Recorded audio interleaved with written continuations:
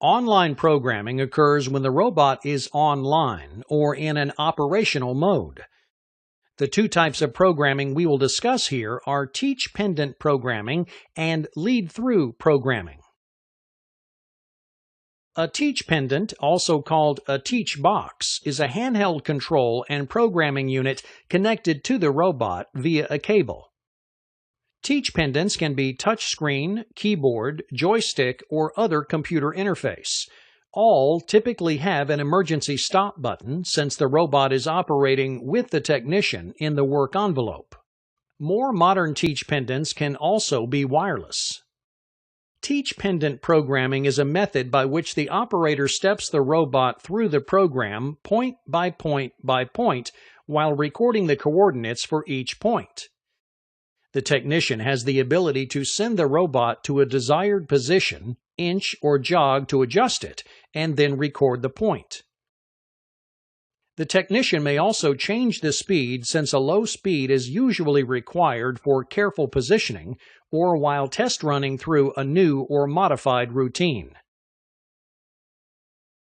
ANSI standards recommend a speed of no more than 10 inches per second when programming.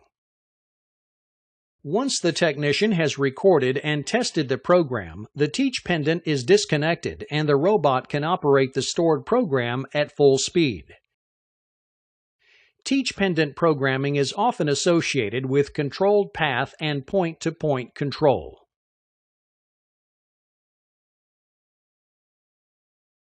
Lead-through programming, which is typically associated with continuous path control, is a method by which the technician physically guides the computer through the desired program.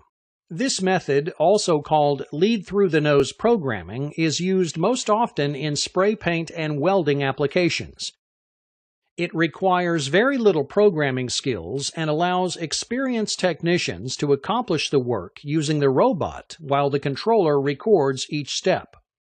This method typically takes less time to accomplish than teach pendant programming. Online programs can typically be edited for speed, point error correction, and small modifications once the initial programming is complete. Advantages of online programming include ease of use, little or no programming skills required, and the speed at which a program can be created.